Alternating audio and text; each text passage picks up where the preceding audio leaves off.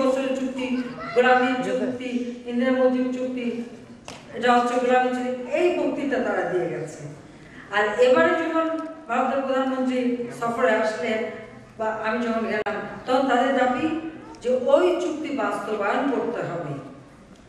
কথা বলে না যে বুঝলি রে ফেলি, বুঝলি দিন গেল। বিএনপি নেত্রী বোঝেন, তবে সময় থাকতে বোঝেন।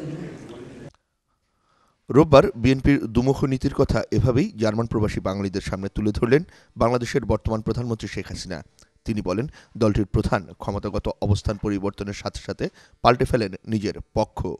এছাড়াও খালেদা পুত্রের অর্থ আত্মসাৎ সহ নানা অনিয়ম আন্তর্জাতিক অঙ্গনে দেশের ভাবমূর্তি বারবার ক্ষুণ্ণ করেছে বলেও মন্তব্য করেন তিনি।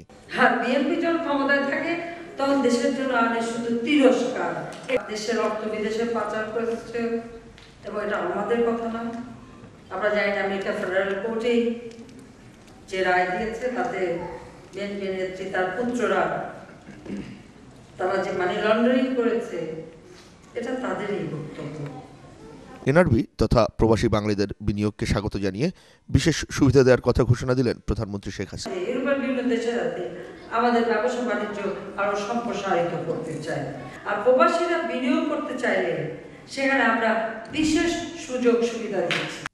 এ সময় প্রবাসীদের সামনে তিনি আওয়ামী লীগ সরকারের বর্তমান শাসনামলে আইন শৃঙ্খলা পরিস্থিতি যুক্তরাষ্ট্রের চাইতেও ভালো বলে অভিহিত করেন। বিভিন্ন ঘটনা বিক্ষিপ্তভাবে ঘটে, এটা আমাদের দেশে কেন, সব দেশেই হচ্ছে। আপনি যদি অন্যান্য দেশের হিসাব নেন, সেখানেও দেবেন যে প্রতি ঘন্টায় কতটা ক্রাইম হচ্ছে। আপনি আমেরিকার হিসাব নিলেন না, নিউ ইয়র্কের হিসাব নিয়ে দেখেন, সে তুলনায় বাংলাদেশে অনেক কম। তার সাথে এ সময় পররাষ্ট্রমন্ত্রী, স্বাস্থ্যমন্ত্রী, ইউরোপীয় ইউনিয়নের আওয়ামী লীগের সভাপতি, এফবিসিসিআই সভাপতি ছাড়াও বোন শেখ রেহানা উপস্থিত ছিলেন। মাজরুল ইসলাম, RTV, জার্মানি।